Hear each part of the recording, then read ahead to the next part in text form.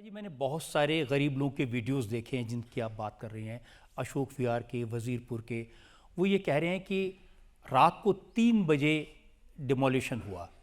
हमारी अगले दिन सुबह कोर्ट में डेट थी, हमें स्टे मिल सकता था, लेकिन उड़ा दिया। देखिए, आपने जिस जेलर वाले बाग झुकी की अशोक विहार की बात की, एक 1675 मकान बना करके उन झुग्गी के निवासियों को स्वयं प्रधानमंत्री जी ने चाबी दी। स्वाभिमान अपार्टमेंट में उस झुग्गी में जितने परिवार रहते थे और जितने उसमें से एलिजिबल थे, उन सब को मकान दे दिए गए। जो एलिजिबिलिटी क्राइटेरिया में नहीं आते थे, ऐसे 200-250 परिवार बचे और उनको लगातार कोर्ट ने, लगातार लैंड ओनिंग एजेंसी डीडीए ने नोटिस दिए कि कृपया आप ये ज़मीन खाली कर दीजिए, क्योंकि आप लोगों को फ्लैट दिए जा चुके हैं, वो भी लाखों रुपए का फ्लैट एक एक व्यक्ति को, मतलब बिल्कुल ऐसे दे दिया गया कि भी आप इसमें रहिए आकर के। अगर उसके बाद में कुछ लोग उनको मिसगाइड करें और वो वहाँ से नहीं छोड़ना जाएं और एजेंसी अपनी कार्रवाई करती है, तो इसमें बताइए उनको, इनको गलत कहें, उनको गलत कहें, कोर्ट को गलत कहें। कोर्ट में वो लोग गए, कोर्ट ने स्टे नहीं दिया, तो उसके बाद क्या कर सकते हैं आप और हम? जिन लोगों को दिया जाना है, आज भी हम कह रहे हैं कि उनको दिया ही जाना है और हम सीरियसली उनके लिए एफर्ट कर रहे हैं। लगातार वो जो 50,000 मकान सरकार के द्वारा बनाए गए केंद्र के फंड से, उनको भी हम ठीक करा रहे हैं ताकि वो दिए जा सकें। नए मकानों की भी योजना बना रहे। कौन सी सरकार ने किया? केवल और केवल भारतीय जनता पार्टी की दिल्ली की आज की सरकार कर रही है। मैंने वो केजरीवाल का वीडियो देखा है जिसमें वो पब्लिक से कह रहे हैं कि 40 लाख झुग्गी वाले हैं दिल्ली में, अगर ये सारे सड़क पर आ गए तो रेखा गुप्ता को नानी याद आ जाएगी। नानी तो मुझे आ ही रही है याद। क्यों? क्योंकि केजरीवाल साहब जो दिल्ली छोड़ के गए हैं ना, वो इतनी उलझा के गए हैं। उन्होंने पूरी तरीके से ये तैयारी कर रखी है कि भाई दिल्ली को विकसित करा ही ना जा सके। जब तक वो रहे, ना उन्होंने पॉल्यूशन पे काम किया, ना उन्होंने कूड़े के पहाड़ पे किया, ना कभी इंफ्रास्ट्रक्चर पे। केवल दिल्ली के लोगों को उन्होंने फ्री बीज दिखाई, पानी बिजली की बात करते रहे। एक फ्लाईओवर, एक नया इंफ्रास्ट्रक्चर, एक डेवलपमेंटल काम उनके द्वारा कभी दिल्ली में किया नहीं गया। आज जब मैं चीज़ों को देखती हूँ, इतनी उलझा करके आप बात करते हैं। आप कहिए ना उस व्यक्ति को कि भाई आपको जो मकान दिया जा रहा है वो उससे बेहतर सुविधा आपको क्या मिल सकेगी?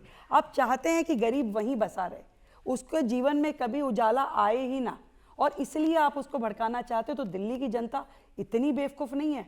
ये झुग्गी में भी समझदार लोग रहते हैं, उन्हें मालूम है कि उन्हें क्या करना है और किसके साथ रहना है। तो केजरीवाल साहब, आप इनको कोशिश मत कीजिए और करके देख लीजिए कि 40 लाख लोग आपके लिए आते हैं क्या, उनको उनकी योजनाओं पे काम करने वाली, उनको सुविधा देने वाली सरकार के साथ आते हैं। वो तो कह रहे थे कि ये वही झुग्गी वाले हैं जिनके घर में चुनाव के दौरान बीजेपी के नेता जाके रात को रहते थे, उनको अपना बताते थे, रात उनके घर में बिताते थे। अब वही झुग्गियाँ टूट रही हैं तो उनको बचाने कोई नहीं आ रहा। आज भी वही है। आप यदि 4 झुग्गी को दिल्ली की 675 क्लस्टर से कंपेयर करोगे तो जनाब नहीं हो सकता। आज पूरी दिल्ली में 675 क्लस्टर हैं। एक्शन कितने पे हुआ है? मात्र 4 पे। उसमें से 3 पे कोर्ट केस था और एक की लैंड ओनिंग एजेंसी जिसने उनको ऑलरेडी मकान दे दिए थे, उसने खाली कराई। इन 4 के अलावा दिल्ली में किसी पे कोई एक्शन नहीं हुआ है। आप उस पे, मतलब कुंभकर्ण जी हैं हमारे केजरीवाल साहब। 6 महीना पंजाब में राजनीति करते रहे, तब उनको दिल्ली की याद नहीं आई। उनको नहीं पता कि इन 4 महीने में दिल्ली कितना आगे बढ़ गई है। पर आज जैसे ही मौका लगा, चुनाव पंजाब का खत्म हुआ तो तुरंत कूद के आ गए और फिर कह रहे हैं झुग्गी वालों की बात करने लगे। फिर उनकी बात, अरे इतने साल आप रहे, आपको सरकार चलाने का पूरा मौका मिला, क्या एक भी झुग्गी वाले को आपने मकान दिया? हम मुझे बताइए, कोई झुग्गी वाला आके कहे कि मुझे केजरीवाल सरकार ने मकान दिया? एक भी नहीं मिलेगा सर।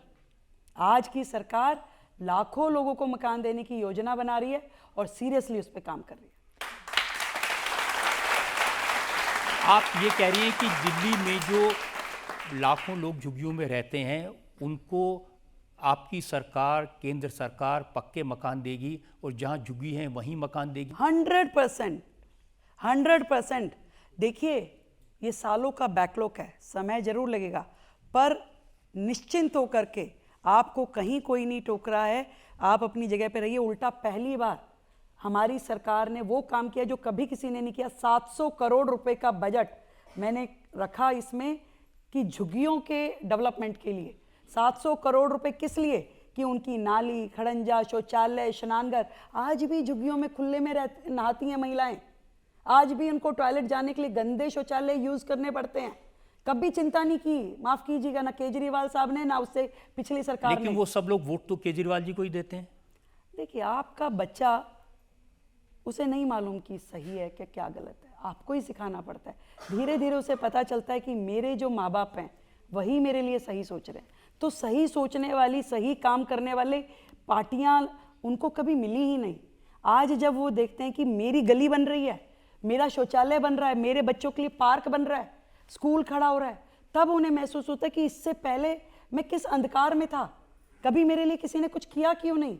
आज जो फैसिलिटी मुझे मिल रही है पहले क्यों नहीं मिली। आज यदि 700 करोड़ रुपए सरकार बजट में रख सकती है, काम कर सकती है, तो पहले की सरकार ने क्यों नहीं किया। ये बात तो उनको भी समझ में आती है। जनता में से सवाल ले लेते हैं। केजरीवाल जी ने अपने दफ्तर में भीमराव अंबेडकर जी की और भगत सिंह की फ़ोटो लगा रखी थी, वो आपने हटवा दी थी और उसी पर अतिशी जी ने प्रोटेस्ट किया था, तो ये क्या सच है? देखिए, ये जो पार्टी है ना, ये आंदोलन की पार्टी है। आंदोलन से निकली, रामलीला मैदान से। जब खुद सरकार में थे तो भी धरने पे बैठते थे। मुख्यमंत्री होके केजरीवाल साहब और जल मंत्री होके आतिशी जी धरने पे बैठी, दुनिया ने देखा। तो ये तो शुरू से विपक्ष की पार्टी रही है। तो अब जैसे ही उन्होंने देखा कि अब ये लोग सत्ता में आ गए और हम विपक्ष में क्या करें, अब धरना तो देना है। अब ऑफिस मेरा, मुझे तय करना है कि मुझे तस्वीर सामने लगानी है कि पीछे लगानी है। मेरी पीठ के पीछे बाबा साहब की फ़ोटो, भगत सिंह की फ़ोटो, मैंने वो तस्वीर को यहाँ करके इधर लगा दिया अपनी दीवार पे। अरे, मुख्यमंत्री ने फ़ोटो हटा दी। फिर वो मैंने उन सबको बुलाया, आइए आप, कमरे में बिठा के चाय पिलाई। मैं कहा मैडम फ़ोटो इधर नहीं है, इधर है। अच्छा, फ़ोटो यहाँ लग गई। मैं कहा तो मुझे लगता है कि सामने रहनी चाहिए ताकि प्रणाम कर लूँ, तो इसमें कोई तकलीफ़ है क्या? ओहो हो।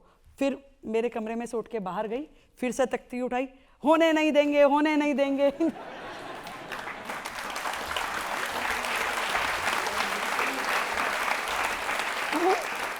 वो तस्वीर कल भी वही थी, आज भी वही है, सब कुछ वैसा ही है।